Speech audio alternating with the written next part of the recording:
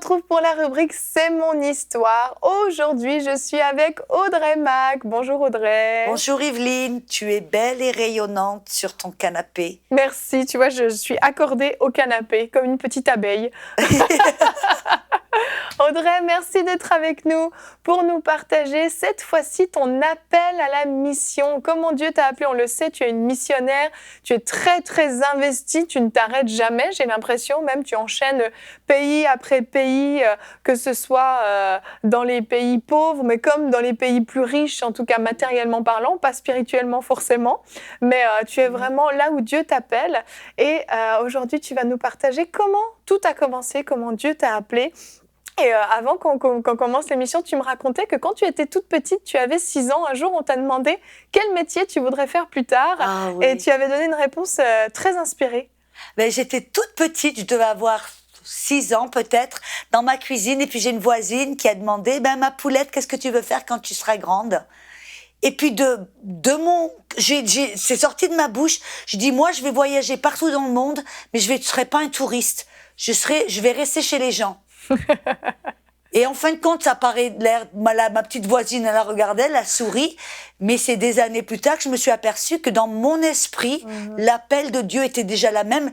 Dans Psaume 139, on découvre que David, il savait que dans le sein de notre mère, là, même quand on est une masse informe, là, l'appel de Dieu est déjà là en Amen, nous. amen. Notre destin a déjà été fait, a déjà été décidé. C'est Dieu qui nous donne cet appel, même dans le sein de notre mère. Exactement. Donc, c'était là. Exactement. Et toi, tu as connu le Seigneur à l'âge de 23 ans. Et puis, le Seigneur t'a appelé aux États-Unis. Tu savais pas où, tu savais pas trop comment, mais très vite, en fait, tu as su que tu devais faire une école biblique, c'est ça ? Ben oui, en fin de compte, école biblique, je savais même pas ce que c'était. Et ça a été vraiment, je vois l'orchestration. Dieu, comme je dis toujours, il est meilleur qu'un GPS, parce que son orchestration est impeccable et magnifique. Et Amen. Puis j'ai rencontré une dame alors que je partais pour les États-Unis. Vraiment, les gens me disaient qu'est-ce que tu vas faire ? Je ne savais pas. Où tu vas aller ? Je savais pas. Je savais simplement que je devais partir aux États-Unis. J'avais quitté mon boulot, j'avais fait mes valises et alors que j'étais en route, j'ai rencontré une dame qui m'a dit non, vous devez aller à l'école biblique. J'ai dit c'est quoi ça ? Et en fin de compte, j'ai atterri dans une école biblique. Elle a fait en sorte elle m'a convaincue que c'est ce que je devais faire. Et c'était le Saint-Esprit aussi qui a fait un travail sur moi. Et puis elle a contacté une famille qu'elle connaissait à Tucson, Oklahoma, pour m'accueillir pendant 1 an. Et puis j'ai été dans une école biblique. Et je voudrais dire en fin de compte que ça s'est fait par hasard, comme dirait, ou par coïncidence, mais vraiment c'était l'orchestration de Dieu. Pourquoi ? Parce que je sais que Dieu a dû j'ai dû avoir comme un lavage de cerveau. Oui, c'est ça. Parce que j'ai grandi dans un milieu où l'impossible, on n'en parlait jamais. S'il y avait quelque chose, je me rappelle avoir grandi en me disant, pourquoi on peut pas faire ça ? Puis on me disait, cherche pas à le faire, si ça n'a pas été fait, ça peut jamais être fait. Tu vois, c'était l'impossible, c'était non. On posait pas de questions. Il fallait pas essayer de faire ce qui a jamais été. Bref, on nous apprenait à être médiocre au lieu d'être excellent. Et puis moi, j'étais pas à l'aise. Je me rappelle, j'avais en tant que petite enfance, mais donc le Seigneur m'a envoyé aux États-Unis où les gens rêvent, voient l'innovation, l'esprit du pionnier, et puis dans une école biblique. Oui. Et c'est ça, je dis, c'est dans cette école biblique que j'ai enfin découvert mon appel. Que l'impossible était possible. Que l'impossible était possible, et je dirais même mieux, parce que je reçois souvent des emails de gens qui disent « qu'est-ce que je dois faire pour rentrer dans le ministère » ou « qu'est-ce que je dois faire comment est-ce que je sais ce que je dois faire dans la vie si je suis appelée au ministère ?» et puis comment commencer, puis tout un tas de questions comme ça de jeunes qui ne savent même pas comment. Et puis moi je dis toujours, d'abord je rends grâce et je remercie le Seigneur pour enseigne-moi.com parce que les gens peuvent se nourrir de la parole au biais de cette chaîne télé. Amen. Et de ce site internet, mais il n'y avait pas de enseigne-moi.com à l'époque. Ben non. Il n'y avait pas d'école biblique que je connaissais à l'époque en France. Pas qui enseignait la parole et l'esprit. Oui. Et puis donc, dans cette école biblique, là où j'ai passé 1 an, ça m'a fait un lavage de cerveau. C'est là où j'ai découvert qui j'étais en Christ. ce que je pouvais faire en Christ, que l'impossible, ça plaisait à Dieu, que lui, il était un Dieu d'impossible. Et c'est dans cette atmosphère de foi, comme je dirais, comme d'une serre spirituelle, dans une bulle spirituelle, c'est là où c'était si facile d'entendre Dieu. Oui. Et c'est là que j'ai découvert que Dieu m'a appelée. Parce que dans cette église, qui était une église très branchée dans la mission, il faisait des petits voyages de mission à court terme, et puis je suis allée dans un petit voyage à Haïti, et là, sous une hutte, dans un village, j'ai entendu la voix qui m'a dit « Je t'appelle à prêcher l'évangile aux pauvres ». Ok, c'était très clair. Là, tu as reçu ton appel. Et comme je dis aux gens, je dis, si vous êtes appelés, vous savez que vous savez que vous savez que vous savez. C'est pas vos parents qui peuvent vous appeler. C'est pas votre pasteur qui peut vous appeler. Personne ne peut vous appeler. C'est Dieu qui vous appelle. Et vous le savez. Vous n'avez pas besoin de vous demander, est-ce que je suis appelée? Non, vous le savez, comme votre nom est Monique ou votre nom est Evelyne ou Audrey. Moi, je sais que je suis Audrey et je sais que je suis appelée à être missionnaire. C'est une certitude pour toi. Et ensuite, tu rentres d'Haïti et puis tu embarques dans une troupe théâtrale. Oui, j'ai d'abord fini mon diplôme. J'ai fini le diplôme, ma formation qui m'a vraiment ancrée, m'a donné une fondation dans la parole. Ça m'a donné un amour, ça m'a permis de développer parce que j'ai remarqué quelque chose, je parle dans certains pays en Europe où aller à l'église, ce n'est pas quelque chose, on fait de temps en temps, on n'en voit pas la nécessité. Et en tant que Française, alors que j'aimais Dieu, j'étais chrétienne, j'avais accepté le Seigneur, les premiers 9 mois de ma vie, le dimanche à l'église, c'était pas quelque chose que je pensais que c'était nécessaire. C'est quand j'étais à l'école biblique, tout d'un coup, j'ai découvert que être à l'église, c'était tellement important tout d'un coup, on se greffait dans le corps du Christ. C'était là qu'on pouvait servir, apprendre qui nous étions. Et puis, je vais un pas à l'avant, aller dans un collège biblique aussi. Et c'est tellement, et dans un bon collège biblique, dans une bonne, parce que il y a des écoles bibliques qui vont vous remplir de plein de trucs intellectuels. C'est ça, que de la connaissance. De la théologie qui ne sert à rien, qui va vous handicaper plus qu'autre chose, vous remplir de notions religieuses, de doctrines, comme Jésus dit, méfiez-vous du levain des pharisiens, qui est la doctrine qui vraiment va vous handicaper plus qu'autre chose. Je remercie le Seigneur qui m'a guidée dans une école, et demandez au Seigneur, Seigneur, quelle est une bonne école pour moi? Amen. Il y en a maintenant, il y en a des bonnes. On va parler du Saint-Esprit, on sera rempli du Saint-Esprit. Voilà, une école qui valorise la parole vraiment, et que ce soit du pratique et la communion avec le Saint-Esprit, la vie de l'Esprit. Et puis, de là, j'ai eu vraiment le prochain pas où Dieu m'a mis avec un groupe. C'était un groupe d'évangélisation, et c'était un groupe d'artistes, de théâtre, de danse, mais c'était en fin de compte, c'était un spectacle Broadway, à la Broadway, mais d'une qualité professionnelle. On est allé, avec cette équipe, on est allé Carnegie Hall. Le Carnegie Hall, c'est dans une ville, je crois que c'est dans Pittsburgh, où il y a les plus grands talents, que ce soit danse, musique et des philharmoniques qui ont le droit d'être dans ce hall-là. Et puis nous, on est allé dans les théâtres du Bolchoï en Russie.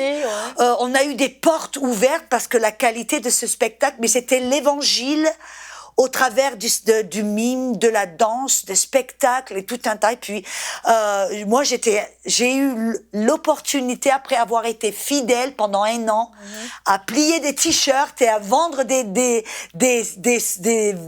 CD VHS.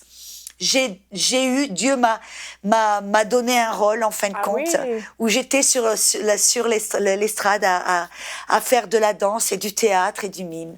Et on a vécu des choses magnifiques. Et t'es resté combien d'années avec eux? Pendant 4 ans. J'étais avec eux pendant 4 ans, et là, on a été dans toute l'Europe. On a fait un tour européen. On est allé en Finlande, en Suède, en Norvège, en Norvège, en Russie. Après que c'était juste on est allé en Russie, en fin de compte, dans des pays pendant que c'était le communisme régnait, on avait le KGB qui nous suivait, il y avait des trucs, mais on a vécu des choses qui étaient du style James Bond, tu vois, vraiment. C'est Et puis, vraiment. Et puis au bout d'un moment, le Saint-Esprit te dit que c'est terminé avec eux. Voilà, il m'a dit maintenant, c'est le temps. J'ai versé une petite larme parce que c'était des moments formidables pour moi où j'ai appris des choses, comment travailler en équipe, la vie c'est vraiment comment une église est supposée fonctionner. C'était ça en fin de compte. Et on a lié des amitiés, des choses fantastiques. Et puis, de là, j'ai fait une formation parce que je savais que j'étais missionnaire. Donc, j'ai dit que j'ai fait une formation en tant que missionnaire. J'ai appris plein de choses. Comment être missionnaire, comment aller sur le champ de mission. Parce que c'est pas évident. Non, c'est sûr. En tant que femme et être missionnaire, il y a des choses que l'on doit savoir. Moi, je dis aux gens, si vous êtes jeune et que vous savez que vous êtes appelé à être missionnaire, allez dans des voyages, des petits voyages de mission, que ce soit 1 semaine, 2 semaines, 1 mois. Pour se former. Pour vivre des choses, pour voir vraiment est-ce que la mission est pour moi. Et puis vraiment et puis en tant que jeune ou que ce soit moins jeune, je dis commencez déjà par un voyage à court terme, quelque chose où vous mettez les pieds dans l'eau. Et c'est déjà un bon commencement et ça va vous permettre de voir qu'est-ce que c'est que la mission. Et puis, je crois qu'il y a beaucoup plus Puis, je veux encourager les églises à faire ça, à faire des voyages missions à court terme, à avoir des gens de vos églises, parce que ça les sensibilise, ça leur permet de voir ce qui se passe et qu'est-ce qui se passe à l'autre bout du monde, parce que des fois, on a tendance à être replié sur notre nombril ici, et ça nous ouvre les yeux sur le monde. Et puis, en fin de compte, quand j'ai commencé dans la mission, j'ai commencé en Albanie, puis on voit aussi des photos, là. Et puis, en Albanie, je suis restée 9 mois, puis j'ai fait plein de choses. Parce qu'au début du ministère, en fin de compte, Dieu nous permet de faire plein de choses. On touche à tout. Vas-y. Je dis on touche à tout. On touche à tout, oui.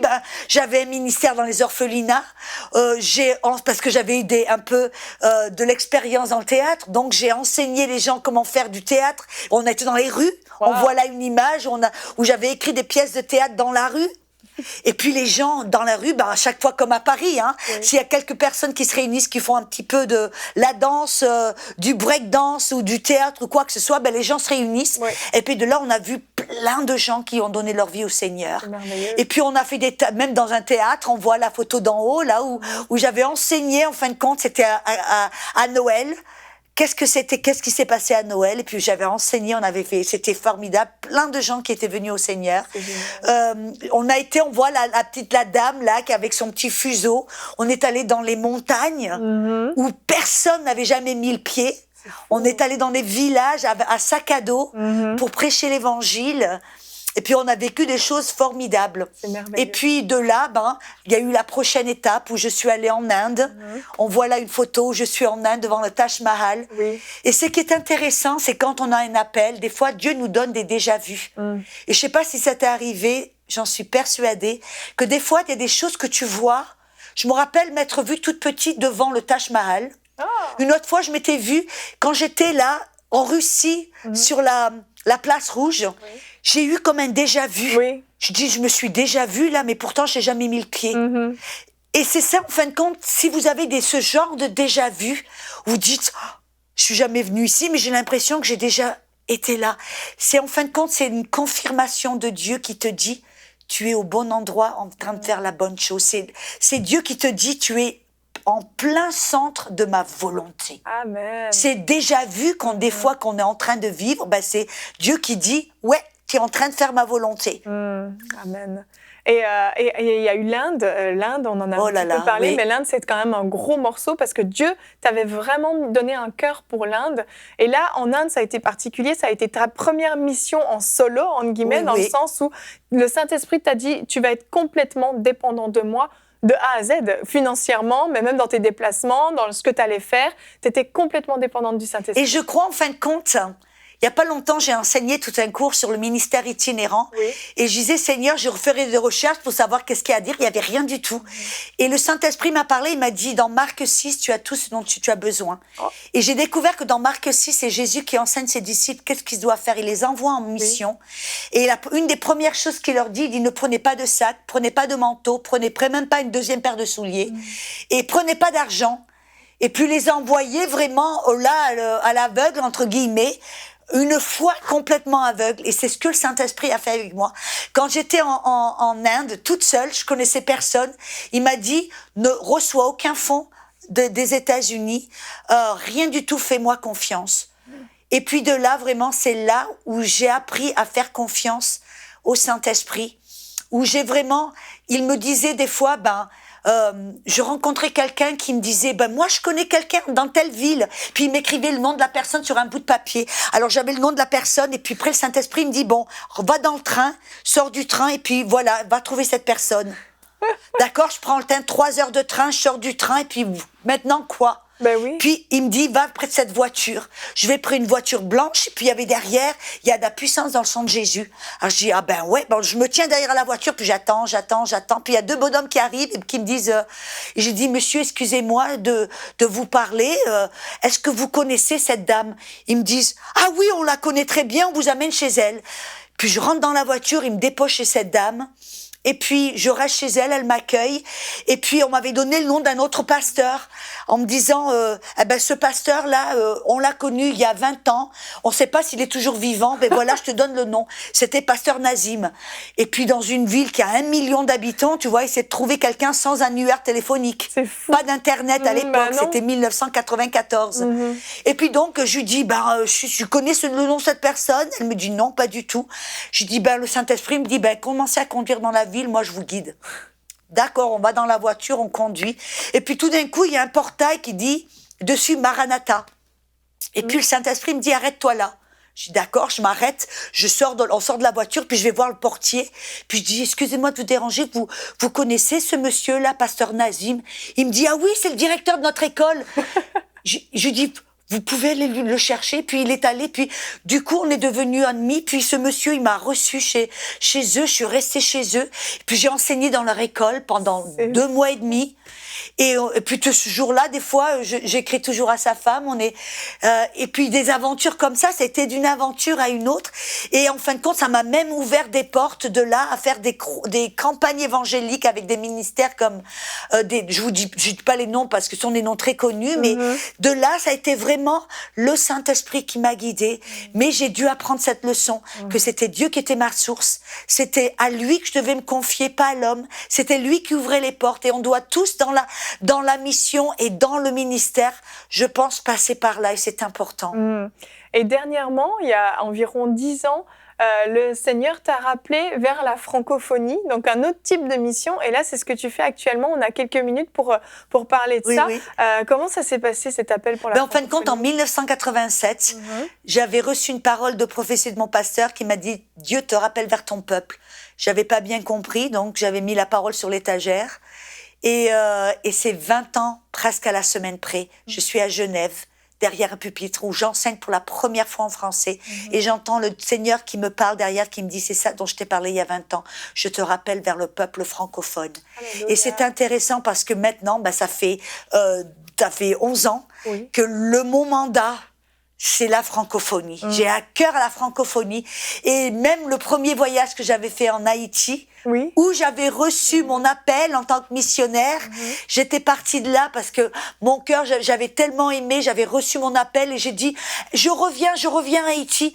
Et puis des années se sont écoulées, puis je suis pas revenue en Haïti, puis je me suis sentie mal en disant, mais j'avais dit aux gens que je revenais à Haïti. Et c'est 25 ans plus tard qu'un pasteur qui est un ami à moi, et a commencé une école biblique à Haïti. Et puis maintenant, depuis 2012, j'y retourne presque 3 fois par an. Oh. Et puis on voit une photo, là, voilà, j'ai fait une conférence de femmes où on enseigne il y avait presque 1000 personnes, là. Wow. 1000 femmes qui avaient faim pour le Seigneur. Une école biblique avec des centaines d'élèves, des pasteurs qui viennent de partout l'église. Et puis la francophonie, c'est le moment pour la francophonie. Amen. Et on voit que Dieu aime la francophonie parce que quand même, il est venu te chercher alors que tu étais dans des peuples où on peut se dire, mais il y a un vrai besoin dans ces peuples. On parle de l'Inde, on parle le Vietnam, la Birmanie. Il y en a eu tellement. Il y en a eu 50, tu me disais plus de 50 pays. En comptant tous les pays, je me suis arrêtée un petit peu de compter, Oui. mais je crois que ça a dépassé la cinquantaine. C'est énorme, c'est énorme. Mais Dieu t'appelle là pour la francophonie. Et vous qui êtes francophones, qui nous écoutez, Audrey, Dieu l'a déplacée pour nous, pour la francophonie. C'est parce que Dieu aime la francophonie vraiment. Et j'aimerais vraiment vous dire que la mission, c'est aussi en francophonie. Dans des pays qui ont l'air très riches matériellement, mais spirituellement, qui sont désespérément pauvres et qui sont affamés et assoiffés de la parole de Dieu. Donc Audrey, là, t'es en plein dans, tu me disais, tu as l'impression que c'est comme si ta mission, pourquoi Dieu vraiment t'a appelé, c'est vraiment maintenant que tu es en train de le faire dans la francophonie. Et on te remercie pour ce que tu fais pour la francophonie. Merci d'être disponible. Et merci de nous avoir partagé un bout de ton histoire, de cet appel extraordinaire que Dieu a mis sur ta vie.